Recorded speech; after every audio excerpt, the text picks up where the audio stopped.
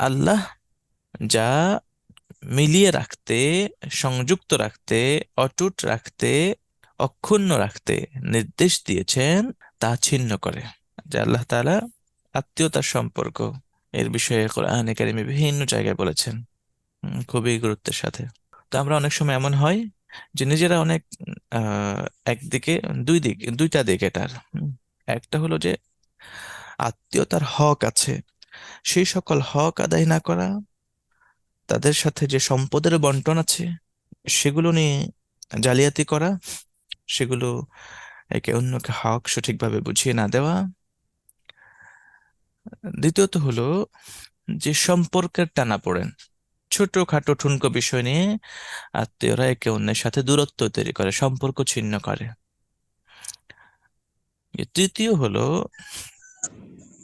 যে আমি নিজে দিন পালন করার চেষ্টা করছি, দিন প্র্যাকটিস করার চেষ্টা করছি, কিন্তু আমার আত্মীয়, আমার ভাইয়েরা, আমার বোনেরা, আমার পরিবারের অন্যান্য সদস্যরা, তারা কি দিন পালন করছে কিনা এই বিষয়ে আমার কোনোই ভ্রুক্ষেপ নাই।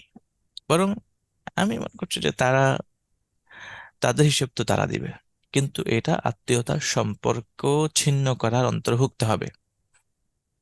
বরং আত্মীয়তার সম্পর্কের একটা হক হলো যে তাদেরকেও ইমানের পথে রাখার জন্য, আমলে সলেহের পথে রাখার জন্য নিজের চেষ্টা থাকা এবং আল্লাহর কাছে নাম ধরে দোয়া করা।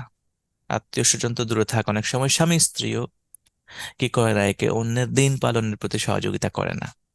এবং এই সংখ্যাটা এক দুই নয়, অসংখ্য, হাজার হাজার পরিবার আছে, হাজার হাজার পরিবার আছে যেখানে স্বামী স্ত্রীকে সালাম দিতে লজ্জা পায়, স্ত্রী স্বামীকে সালাম দিতে লজ্জা পায়। দিনের অন্যান্য অংশগুলো তো অনেক দূরে, এবং এগুলো আমার, আপনার, আপনাদের চোখের সামনে এগুলো ঘটছে, আমরা দেখছি।